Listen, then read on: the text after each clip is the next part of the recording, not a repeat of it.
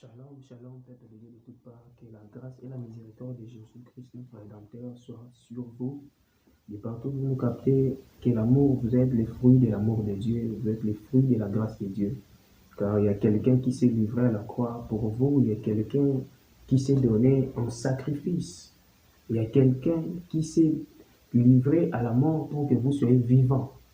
Je déclare que la vie soit votre partage tout au long de votre vie, tout au long de cette fin de l'année, que l'ombre de la mort qui s'approchera de vous rencontre l'ombre de la vie qui est Jésus-Christ, lui le prince des paix, le prince des vies.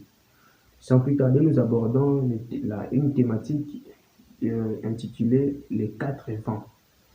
Et nous sommes dans l'évangile selon Jean, chapitre 3, versets 7 à 8. Donc, dans ces passages bibliques, il s'agit de Nicodème qui était venu vers Jésus-Christ la nuit. Et Nicodème, de par son nom, étymologiquement, ça vient de l'hébreu Nicodème. Donc, Nike, qui veut dire quoi? Victoire, et Demos, qui veut dire peuple. Donc, Nicodème, ça veut dire la victoire du peuple. Nicodème, c'est l'image de l'Église que vous êtes et moi. Parce que l'Église, ce n'est pas le temple, mais l'Église, c'est nous. Vous qui avez cru au Seigneur Jésus-Christ de Nazareth. Vous êtes l'Église, vous êtes le temple en gestation. La Bible déclare que Nicodème était venu vers Jésus.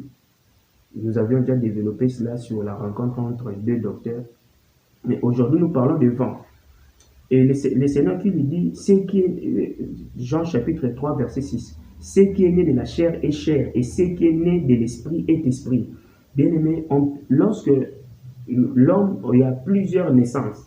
Lorsque nous quittons de la maternité, de la maison, la première naissance, ce qui est charnel. Mais il y a encore une deuxième naissance qui consiste à naître dans l'esprit ou de l'esprit, en Christ. Et c'était de cette naissance-là que le Seigneur Jésus-Christ faisait allusion. Verset 7, il ne t'étonne pas que je t'ai dit, il faut que vous naissiez de nouveau. Bien-aimé, à cause de la confusion dans l'église actuelle, Nicodème, qui était un docteur de la loi, un prédicateur, un pasteur, il prêchait chaque jour, chaque dimanche, chaque Shabbat dans des synagogues, mais curieusement, il n'était pas encore né spirituellement. Il était encore cadavre spirituellement. C'est comme présentement dans les cas, peut-être que tu es chantre, peut-être que tu es pasteur, peut-être que tu es musicien, intercesseur, mais tu n'es pas encore né de nouveau. Naître de nouveau, c'est-à-dire quoi? C'est convertir, devenir une nouvelle créature.